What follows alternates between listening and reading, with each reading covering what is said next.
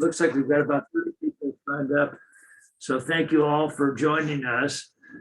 This is Kit Lunny, who's the co-director, and Linda Taylor, who's our manager.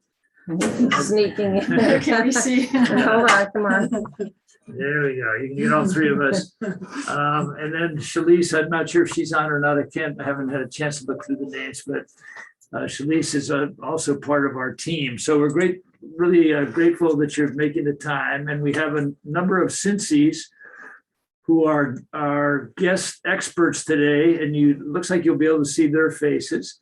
And so we'll call on them in a minute to really talk about their experiences and be available to answer your questions as well. We've set aside an hour, but we probably won't go quite that long.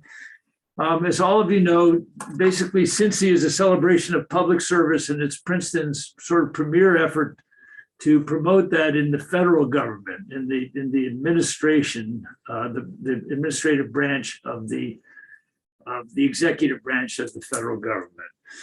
And what we're going to do today is just provide you with some basic information about the SINSI program and answer your questions and make sure that you get to hear some of the SINSIs. So I have a few quick questions for you, if we could. I can't see that many of you, but maybe you can raise, just sort of raise your hand or give a thumbs up if you to answer some of these questions. It's a little bit harder. How many of you heard about the SINSI program through a friend? Just the thumbs up type sign. Okay.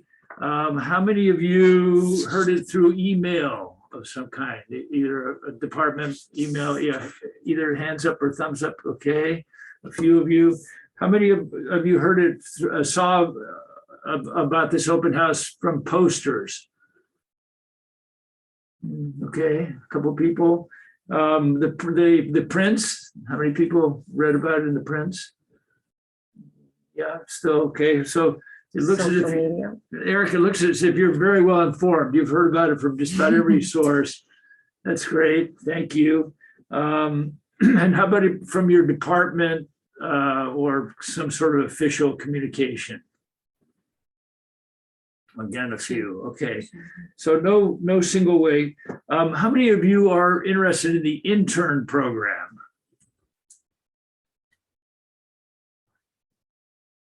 And how many, just to make sure we got everybody voting, how many are interested in the MPA program? Okay. Looks like a few there. Great. How many of you are SPIA majors? A couple, three, it looks like. How many of you are economics majors? How many are politics majors? Computer sciences? No, okay. And then other majors, let's say engineering, whatever. Or history. Are we all on one page on your screen now? Okay, yeah. So we got everybody. How many of you are interested in the State Department? Okay, so that, and how about Department of Defense? How about Justice Department? Education. Education. And then we'll just assume the rest of you are interested in other parts of the government. How many of you are sophomores? A couple, it looks like. One anyway. All right. So those are some of the questions I wanted to ask. Let me just turn it over to Kit quickly. And again, thank you for joining us. Hi, and thank you for being so accepting of the delay. We were having technical difficulties, which is why we're all sitting in Linda's office wearing masks. It's been so nice to see your faces. So I'm sorry that this didn't work out for us. A few things I just wanted to make sure that you were aware of. As you know, there are two parts to the program. There's a graduate program and there's an intern program, and the applications are due on different dates. The internship applications are due on October 8th. The graduate applications are due on the 29th of October. We will start interviewing people in November. And then, and they will be, at least for the moment, they're going to be in-person interviews. And we hope that that will continue to be the case. And then we choose people during the month of November. The applications are now online, and you can go on and take a look at them. Linda is really the expert on all things having to do with applications. So I'm going to ask her to talk about them for a brief moment. Okay, and I'm switching the screen so you can see me. Hi, everybody. So for the application, if you have any questions, feel free to email me. We're a small program, so it helps that we have the time to answer any last minute questions. Just in general, for the internship application, it's one essay, one recommendation letter. In previous open houses, the question came up that I've been, remote. I haven't actually met my professors or preceptors. We are aware of that. We're gonna, we may see the trend in the recommendation letters that we're missing a few details. So not to worry about that. We're looking for recommendation letters from the ones that know you best. It doesn't have to be in the field that you're most interested in. But yeah, just, don't ask a lecturer who never really met you only in a lecture of 100 people.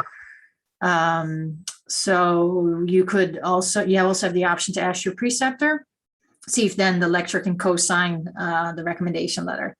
Recommendation letters are due on the day and the time that your application is due.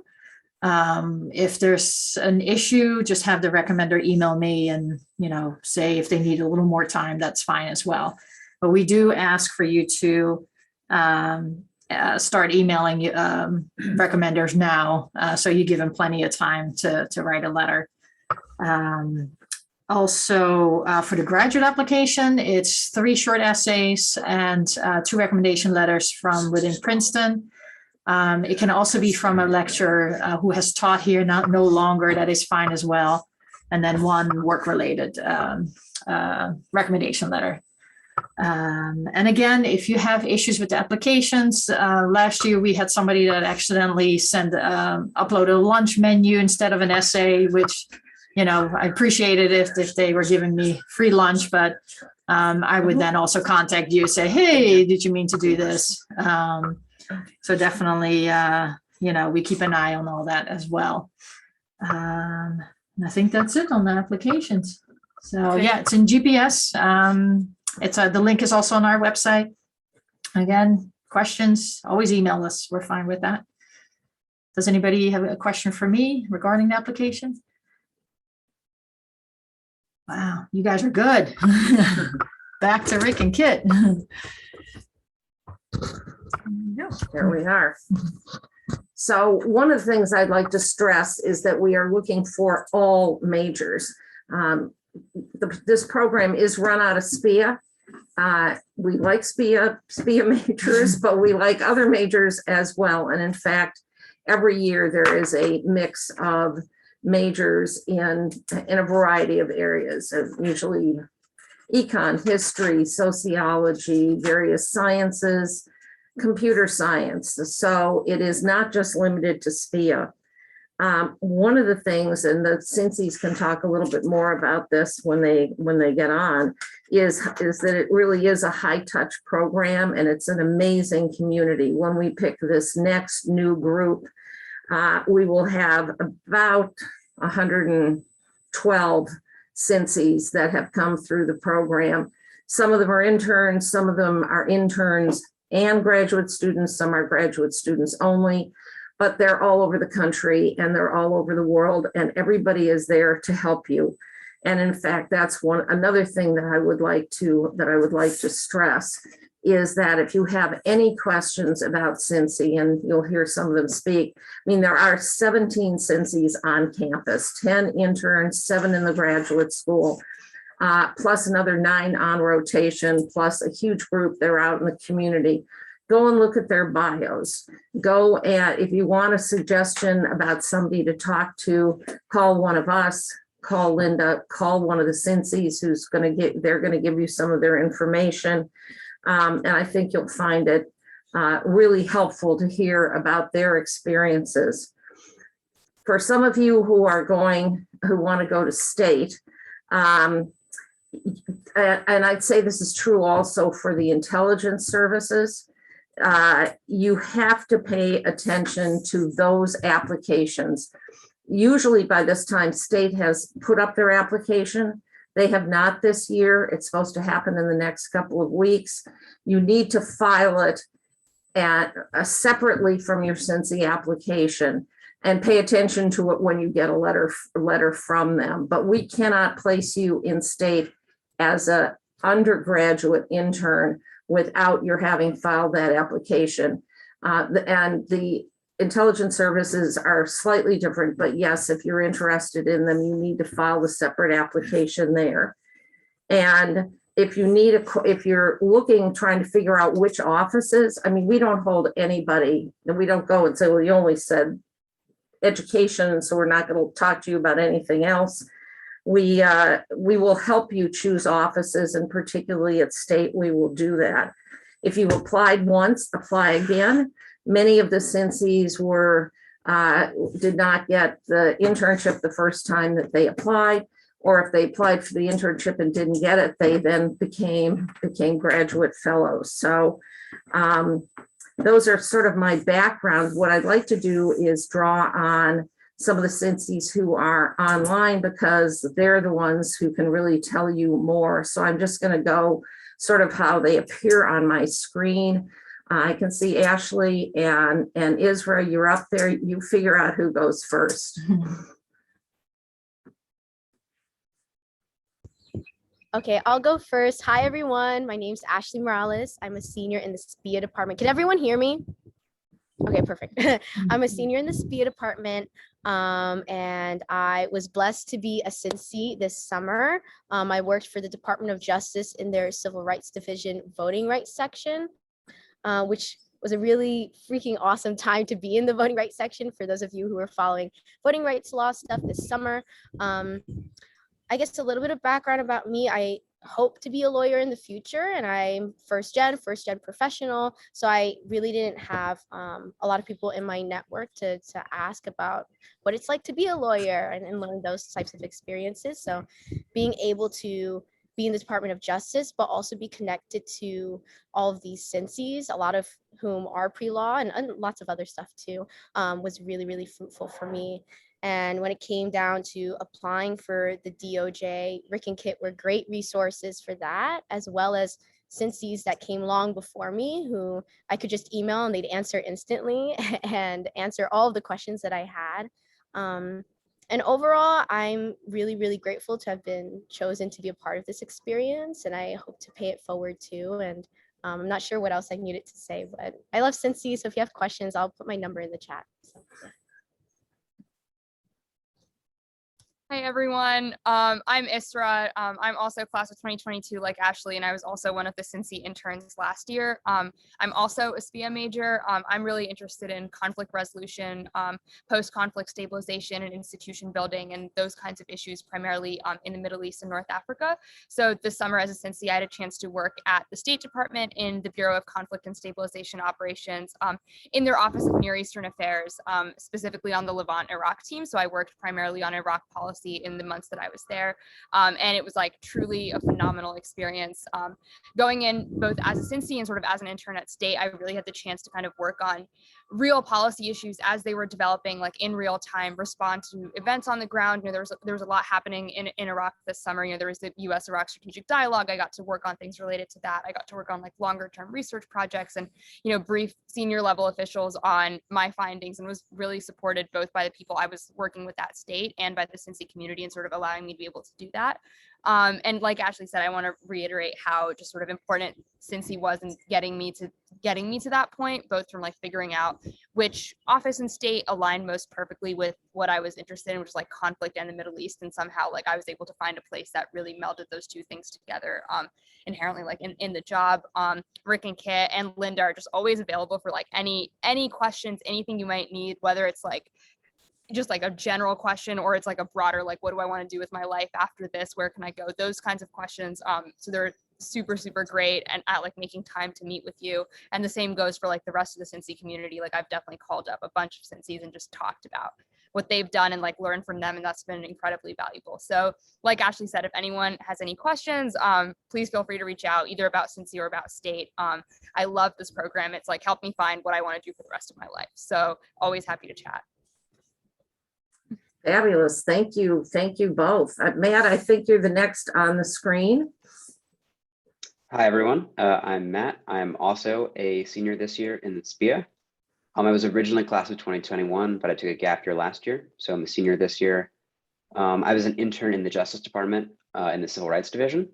And I had a great time there. I was doing impact analysis. So I got to experience a lot of the different programs the Civil Rights Division has, and then sort of take an economic look at what benefits they were having on the communities, in addition to sort of the benefits the Civil Rights Division aims for, like advancing civil rights, but also looking at different ways to sort of pitch that to Congress and other stakeholders to get those programs to be continued to be funded.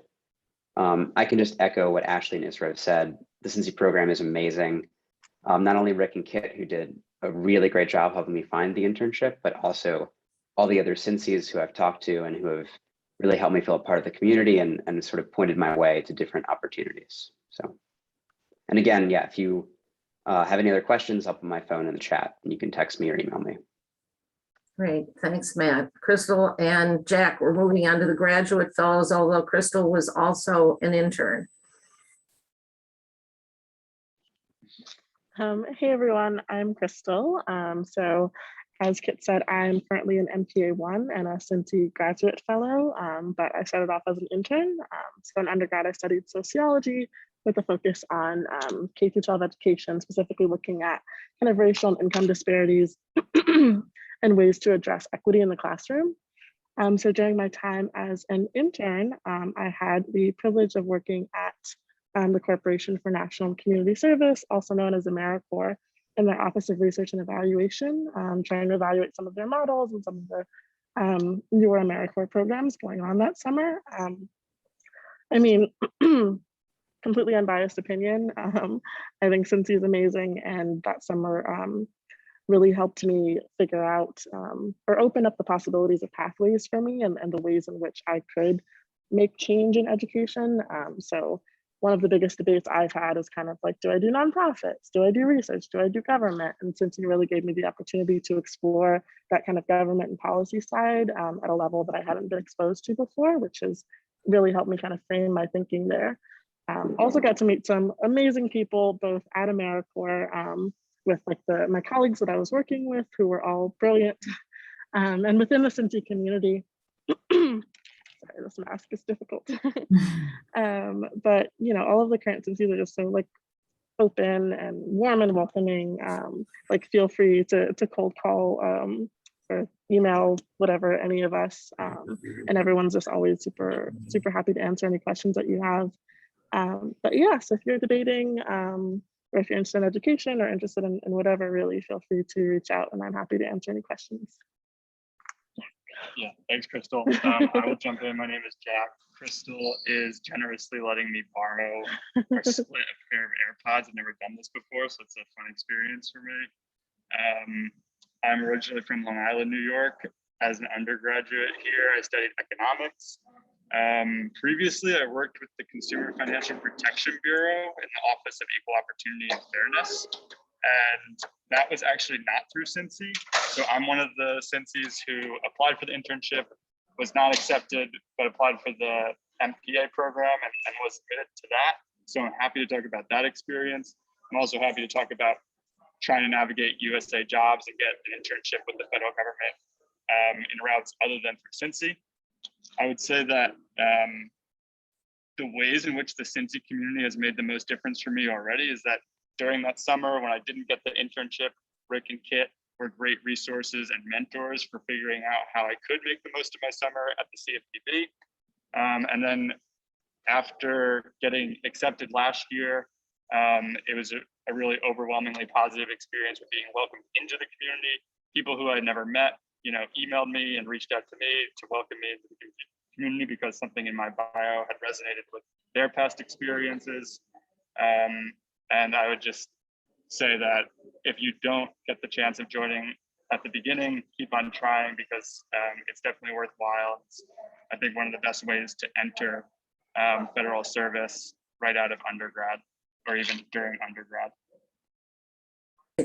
Thanks. And last but not least, Deena, who is an MPA 2, which means she's come back from 2 years of rotations in the federal government and is now finishing her degree.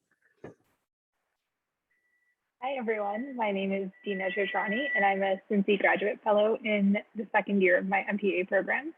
I spent the majority of my 2 years in rotations at the State Department, first at the Bureau of Conflict and Stabilization Operations, covering the peace process in Yemen, then at the Bureau of Population, Refugees, and Migration, covering the US government's humanitarian policy and programming in Northwest Syria and Turkey, and then most recently at the US mission to the United Nations in New York, covering the Israeli-Palestinian portfolio at the Security Council.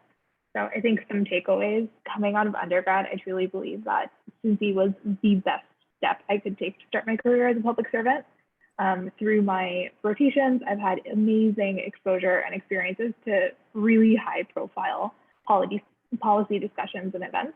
Things like developing stabilization training programming for senior officials in the Middle East, onboarding a new ambassador and getting to know her, restarting US development and economic assistance to the Palestinians, which is just a big sort of policy move coming out of the change in administration, and then responding to conflicts in real time.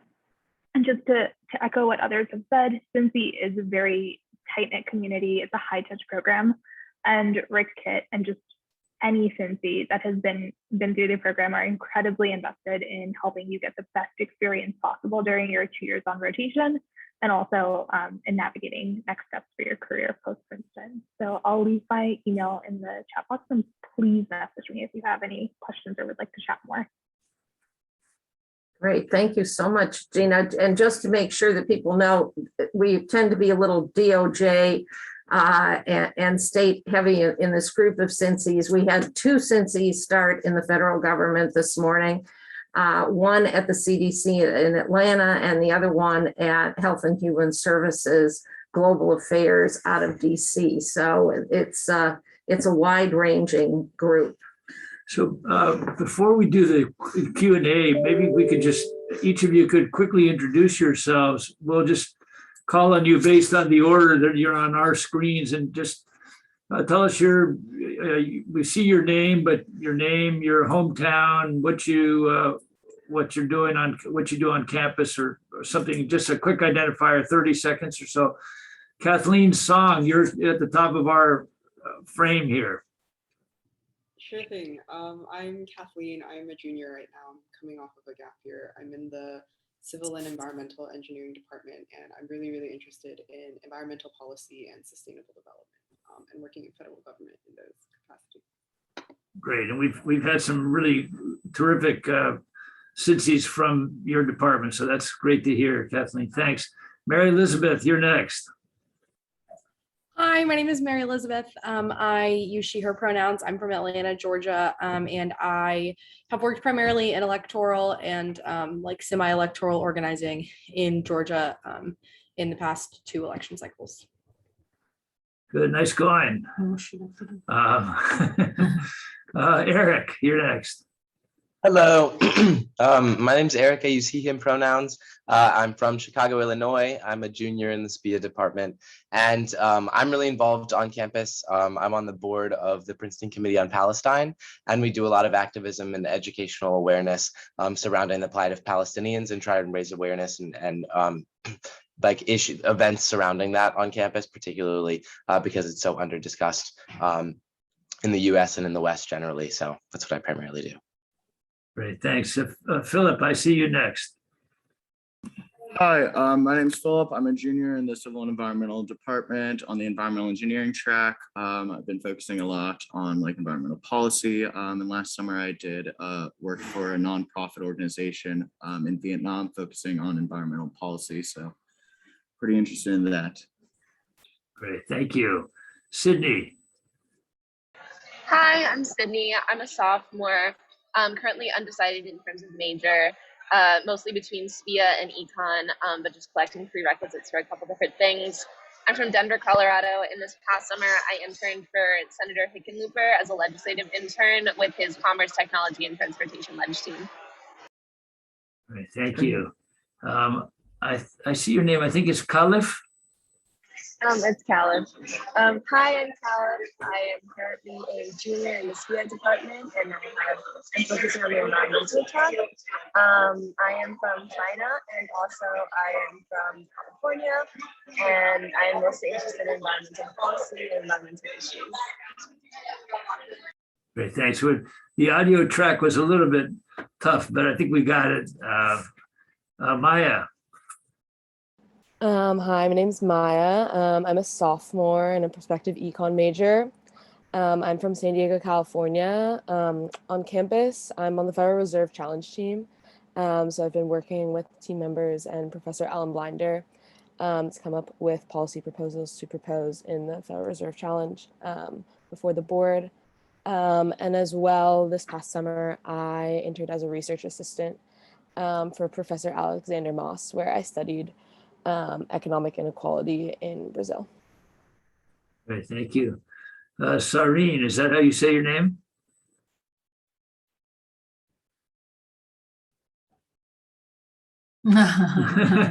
We hear you. I lost my voice, so I cannot talk. Well, nice to see you. Yeah, good to see part of you. As Judy from my class. Yeah, hi, Professor Barton. My name is Judy. I'm a junior in the SPIA department, also taking Professor Barton's seminar, task force seminar this semester. I'm interested a lot in like US-China relations and authoritarian politics. It's very interesting to me because I was born in China, but raised in America. So it's a topic that like really interests me. And on campus, I'm part of SIMPO, so I like to break dance. And I currently have a lot of bruises because we were dancing yesterday. So, yeah. Great. Well, thank you all for introducing yourselves. Why don't we just raise your hands or use one of the reactions to let us know if you will take your questions and answers. You can direct them to anybody. To one of the, preferably to one of the SINSIs, but we're happy to answer them as well.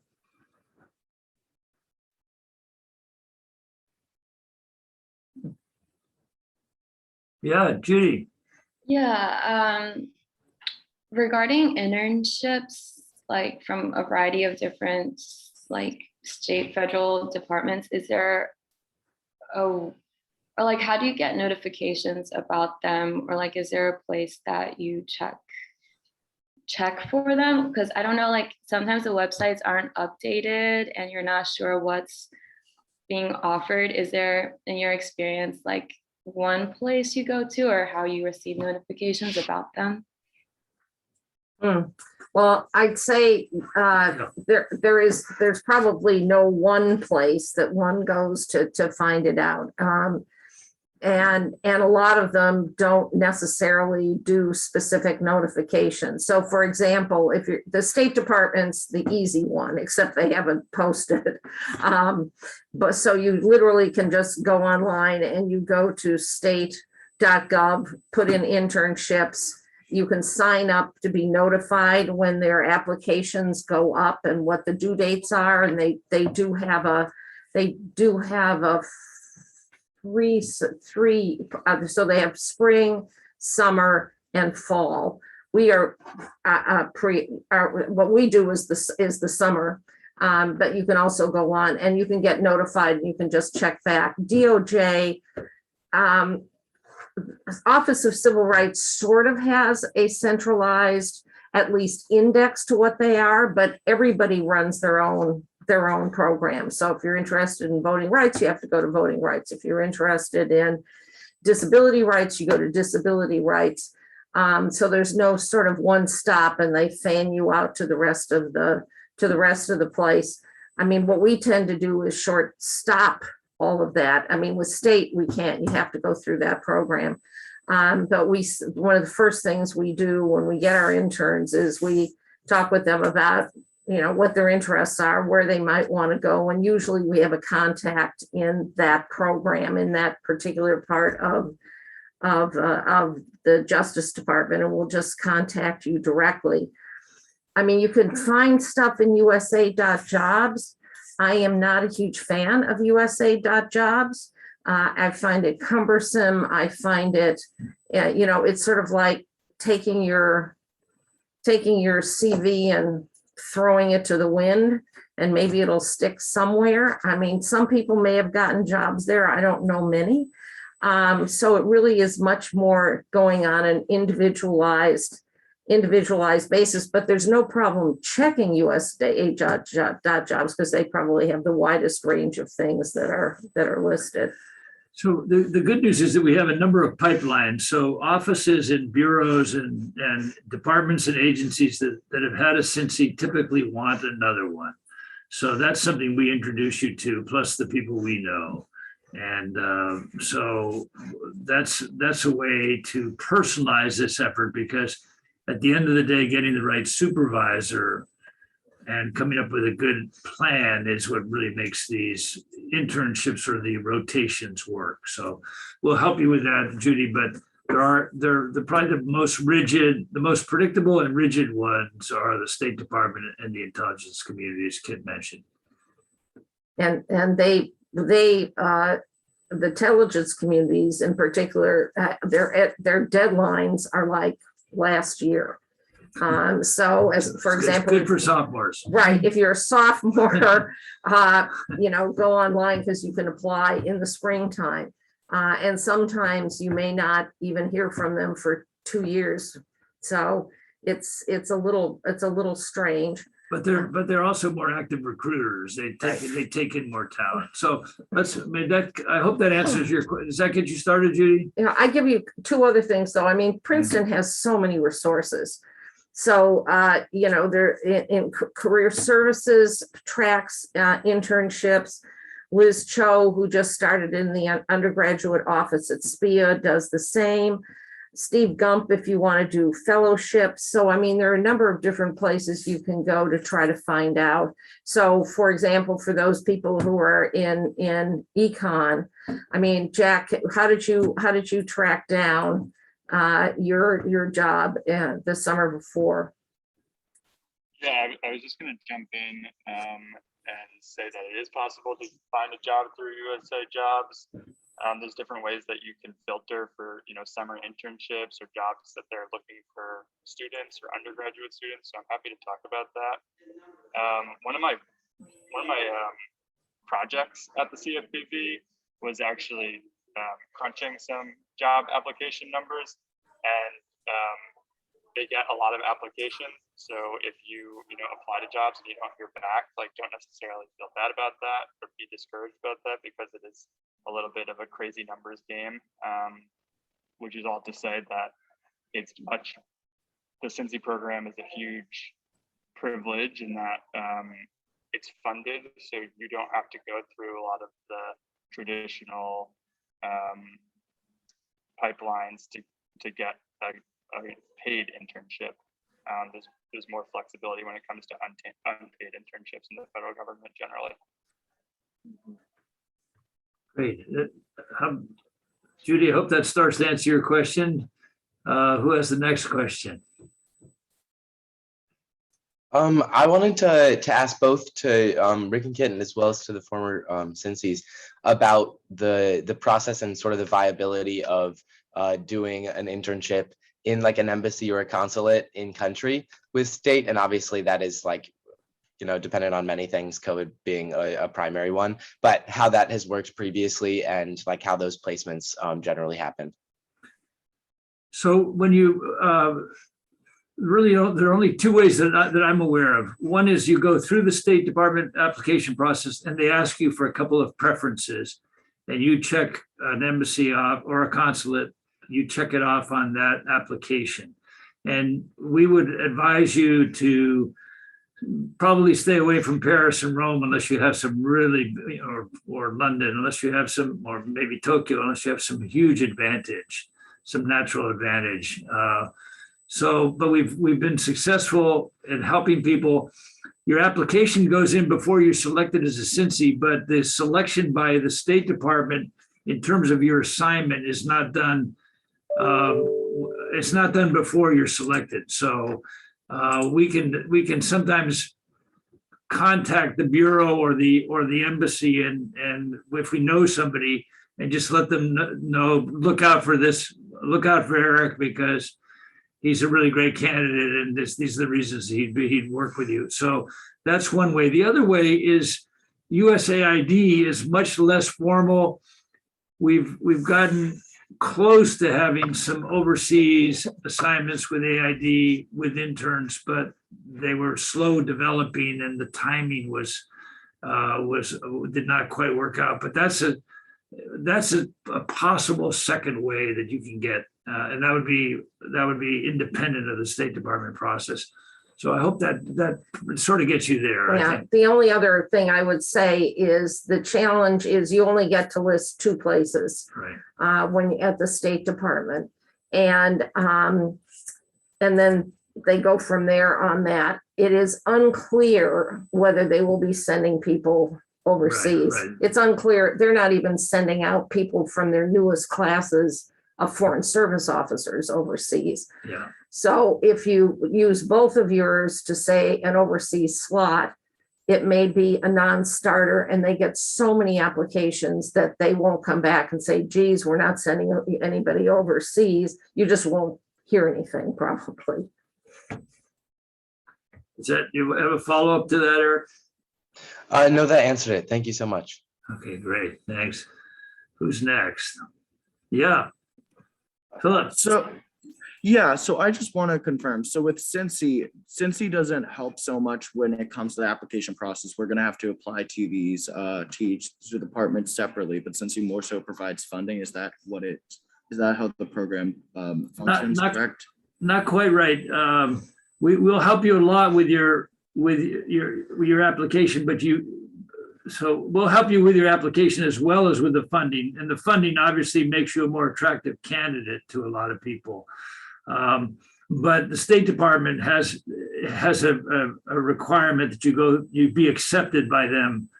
So if you're going to be a SINSI, there's a possibility that you could be accepted as a SINSI and not accepted by the State Department, in which case we help you find an alternative like the U.S. Institute of Peace or USAID or the Millennium Challenge Corporation or the National Defense University.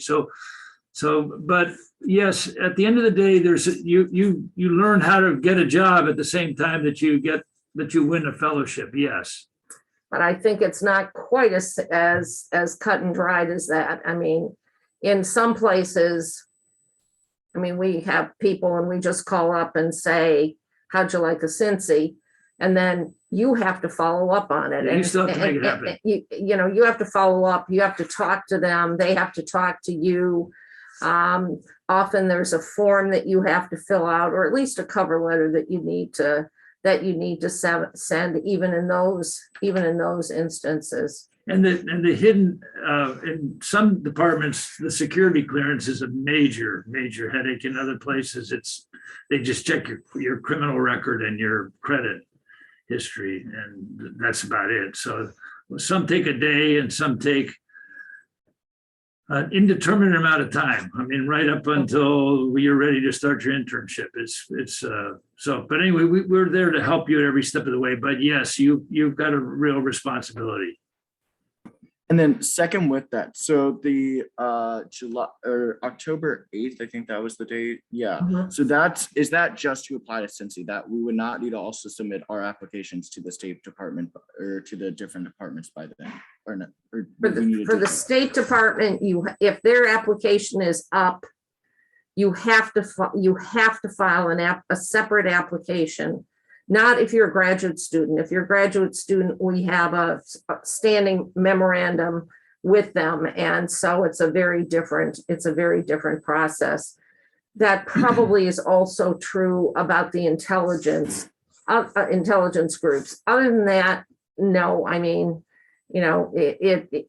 unless there is an unusually early application date on some of these and we have no connections, no is basically the answer. So for example, the Department of Justice has a running schedule of when their applications are due. Some of them close as early as mid-December. Some of them are open through February. We just try to make sure that you get in there as early as possible. Caliph, did you have a question there?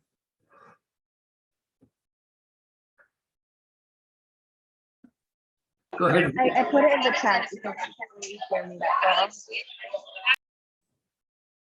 Just going to answer it. It's in the chat function, and we don't have it open right now. Let's see what she said.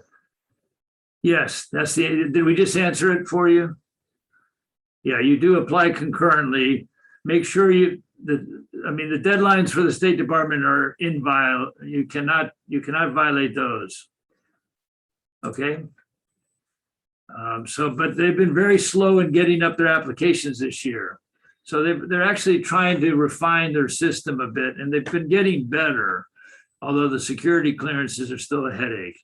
But they do, for a couple of years there, they were actually cutting off the applications. A number of applications did not move on if you did not pass sort of the artificial intelligence screens. But now they all pretty much move on to the designated offices. So that's one improvement. Does that answer that question? Okay, great. Anybody else? Yes. Oh, no. Who else has got a question here? Anybody else? Anything that the SINSIs want to add to? Any of the SINSIs want to add a point or? Yeah, I can jump in terms of like the whole timeline question, because I know that I get a lot of questions about that, and I was also a little confused about that. So like Department of State is really a special case in terms of like applying to that before you become a SINSI. I think for the majority of people, that are open to offices outside of state, you really become a SINSI, and then that's kind of where your process starts, or where your journey starts. And Kit, Rick, and Linda are amazing resources for helping you figure out where you want to go, what you want to do, what offices, might be options for you.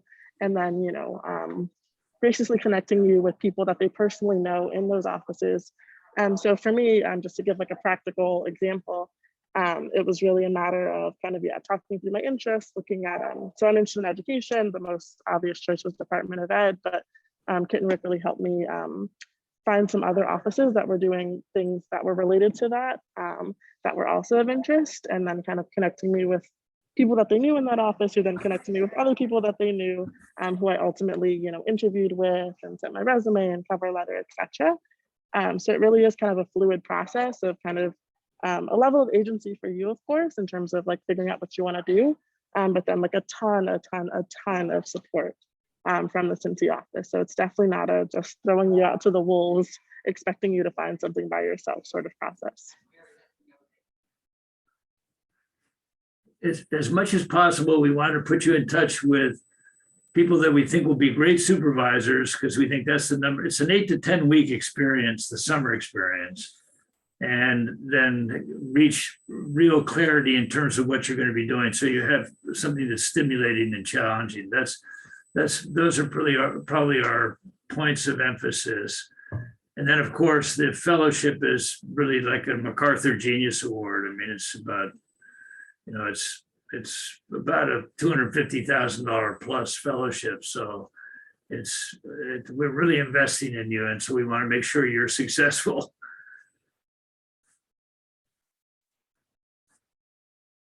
Any last question or comment? I think we can cut it off. Again, what Linda said earlier, feel free to reach out to any of us at any time, and we'll try to answer your questions. All right. And I know that the SINSIs have put some of their phone numbers on. You see their names. You can reach them by simple emails. All the emails are readily available on the Princeton Gal. So I think that will get you going there. Anything else? Yes. Yeah, Philip. So I just want to confirm. So unless we're applying to the State Department right now, it's we should just apply to SINSI, and you all will be able, once the application is processed, to kind of help us as we apply to whatever department we want to look into. Yes. Okay, perfect. Thank you.